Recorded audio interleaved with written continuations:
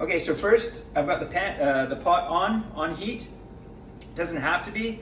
This pancetta that we're going to start with is the oil base. You don't need to put any oil in. If you feel like putting some olive oil in, you can, but we don't really need it because this fat is going to render down. So I'm going to take that. I'm going to put all that pancetta in, and then I'm going to put the heat on high. I'm going to go find my spoon because I don't think I brought it. I'll just use a spatula instead. So that's going in there. One point to make when you're frying the pancetta. It's got to be high heat. It's going to be hot. It's going to start to smoke. It's going to start to make lots of noise. If you really start panicking, going, oh my god, freaking out because there's too much smoke and stuff is happening, then just take it off the heat for a little bit. Take it off the heat, stir it a little bit, just to get some control over it. Just take it off, let it calm down just a little bit, and then you can put it back on. Or you can turn the heat down a little bit as well. But if you live in a small apartment and the fan's not so good, open a window or whatever. Okay, I'll be back. Okay, those are getting nice and kind of crispy and brown. So I'm going to go in now with actually the chili. I want to flavor the oil. I want to flavor the oil with the chili and get that stirred around. The oil now will take on that kind of deep red color. You get all of the chili, the natural oil from the chili into the pancetta oil. So that's in. I'm going to put my onions in now. And that's going to be really hot now, so as soon as you get the onions in,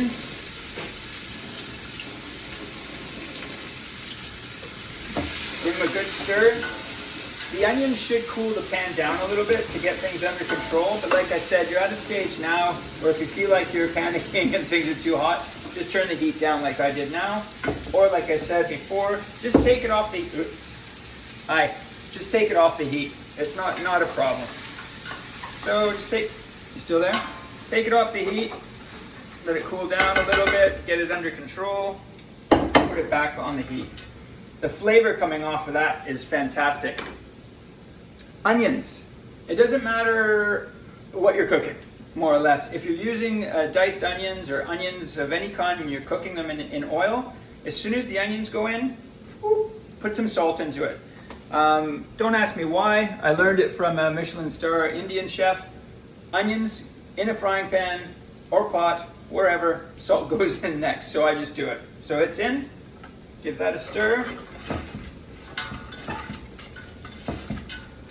Because it's quite hot in there, the onions have cooked. They're cooking quite fast. I'm going to throw the garlic in. The one thing you don't want to do is burn the garlic. So make sure that whenever you do put the garlic in, that you've got the temperature of the pot under control. I think now I'm going to go in with the null celery and the greens.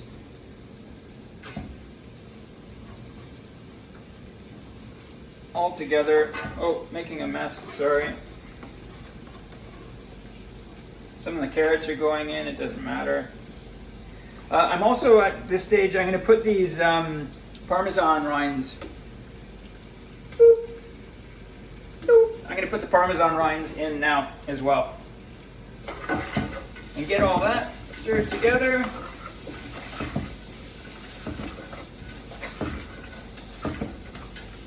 For me, the temperature of the pot's a little bit low right now, so I'm going to turn the heat back on high because I'm going to put the tomato paste in, and I'm going to put the rest of the crittery and all that stuff in. I might actually go in with the crittery now. Just put it all in together. Don't put the Lauer Blair Blell in. Don't put that in yet. So that's all in. A bit messy, but that's okay. Where's my rag?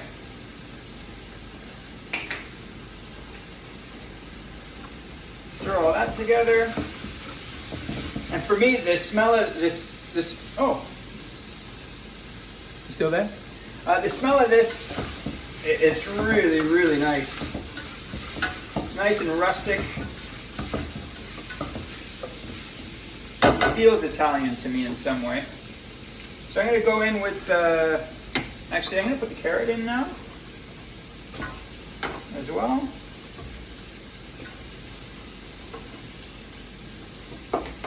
I don't want to put the Lauerblair Bell in, like I said, just because I don't want it to get all broken up. It won't go in until we put the liquid in. I've heard people say with tomato paste, when you can, try and fry it off. I think it was Gordon Ramsay making a bolognese or something like that. If you fry off the tomato paste, supposedly it takes a bit of the acid out of it. So I need to remind you that I'm not a chef, right? I just like to cook. So I've picked up I've stolen most of my ideas from other more talented people. So this is really looking good now. I like that a lot. I'm going to go in with the hackett tomato. Stand by for a second. I'm just going to rinse out my can.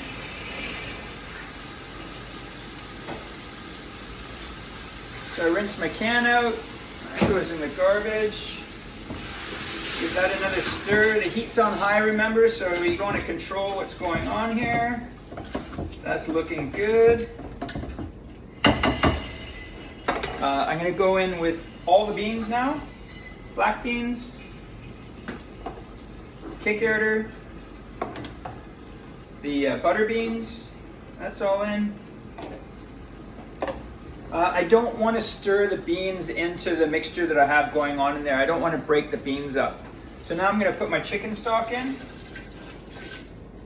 And a good rule of thumb is that once you've put in all your bits, once you put the liquid in, the liquid should just cover the top of whatever the bits are. You know, whether it's beans or whether it's vegetables or a meaty stew, it doesn't matter what it is. Once you put the liquid in, it should just come to the top of the bits that you have in there.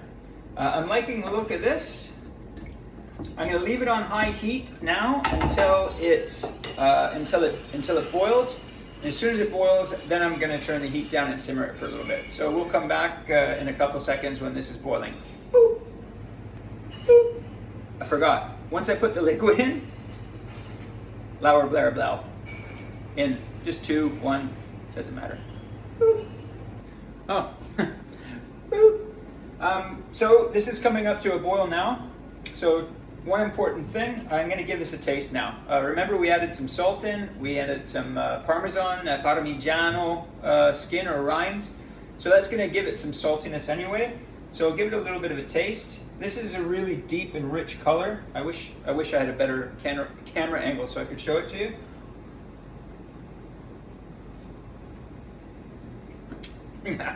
That's a good start.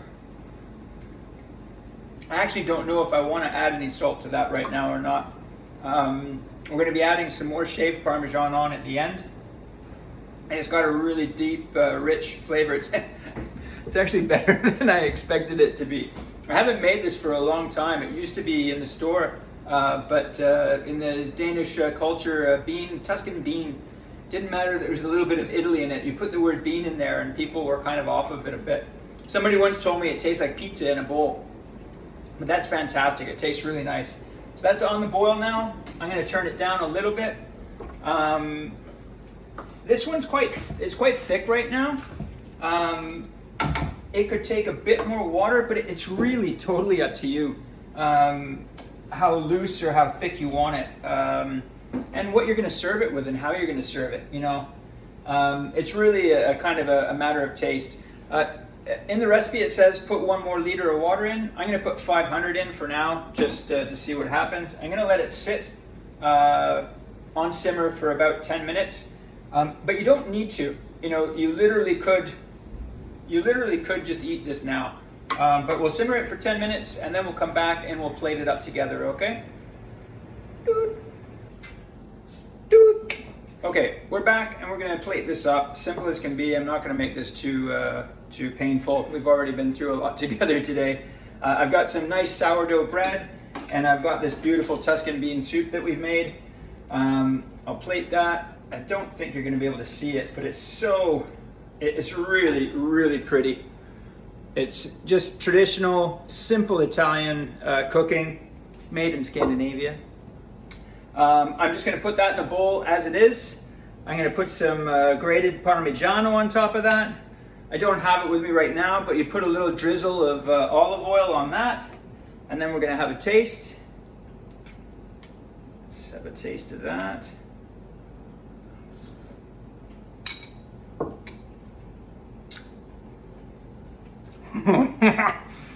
That is super good. That is so rich. That's super good. I didn't put any more salt into that. The only modification, we could have put some grunkohl in towards the end and stirred that in, whatever else we had in the fridge. I'm super ecstatic.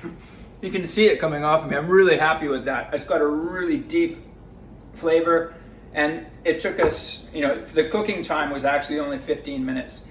Give the recipe a try, serve it with some nice bread, and that's a meal in itself. It was a pleasure being with you today, and we'll see you next time. Tack, vi ses!